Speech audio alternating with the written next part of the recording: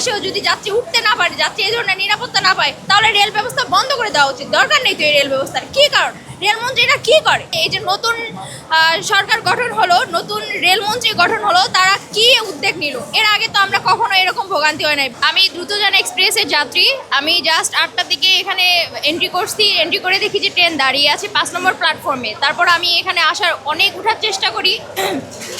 আমি যেই সিটে পাশেই আমার মানে শেষের দিকে আমার সিট ছিল 102 নম্বর সিট টবগিতে। তো আমি সেই টবগির দরজার কাছেই ছিলাম, কিন্তু আমাকে কেউ কোনোভাবেই উঠতে দেয় নাই, আমি কোনোভাবেই উঠতে পারি নাই। আমি অনেক রিকোয়েস্ট করছি, ইভেন যখন ট্রেন ছেড়েও দিয়েছে আমি তখনও চলন্ত ট্রেনে উঠে পড়ছি। উঠে পড়ার পরও একজন পুরুষ ছিল, তাদেরকে আমি অনেকবার বলছি ভাই একটু সরে যান, একটু সরে গেলে আমি উঠতে পারবো, কিন্তু তারা কেউ উঠে নাই, কেউ আমাকে একটু সাইড দেয় নাই। এটা আমি খুবই দুঃখ প্রকাশ করতেছি এবং খুবই খুবই বাজে একটা আমি রিয়াকশন দিচ্ছি, খুবই বাজেভাবে বলতেছি। এই যে নতুন সরকার গঠন হলো, নতুন রেলমন্ত্রী গঠন হলো, তারা কি উদ্যোগ নিল? এর আগে তো আমরা কখনো এরকম ভোগান্তি হয় নাই। ভোগান্তি হয় এয়ারপোর্ট, জয়দেবপুর, এইসব স্টেশনে।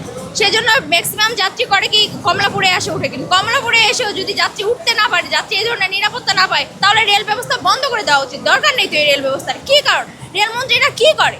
কোনো কাজই করে না। তারা এত টিকিট চেক করে কমলাপুরে ঢুকায়, কিন্তু তারপরে তারা কিছু করতে পারে না। এইভাবে একটা ঈদের সময় একটা মেয়ে মানুষকে, একটা ফ্যামিলিকে মেন্টাল প্রেশার দেওয়ার অধিকার কিন্তু কোনো সরকারের নেই।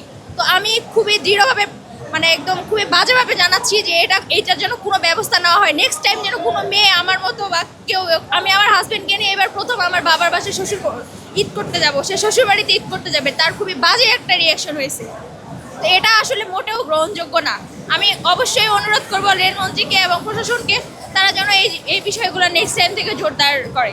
আসলে স্ট্যান্ডিং যাত্রী কিনা আমি তো সেটা জানি না, কিন্তু আমার অথেন্টিক 2টা টিকিট আছে। আমি অনেক ইভেন কি অনলাইনেও টিকিট কাটা যায় না, আমি সেখানে অনেক কষ্ট করার পর টিকিট কাটছি। সেগুলো আমি টিকিট কাটছি ভেঙে ভেঙে। এখান থেকে পঞ্চগড় যাব আমি নাটোর পর্যন্ত কাটছি, নাটোর থেকে সান্তাহার পর্যন্ত কাটছি, সান্তাহার থেকে পঞ্চগড়, 3 দফায় আমি টিকিট কাটছি অনলাইনে। এত কষ্ট করে টিকিট কাটার পরেও আমি ট্রেনে উঠতে পারলাম না। এটা খুবই দুঃখজনক, খুবই দুঃখজনক।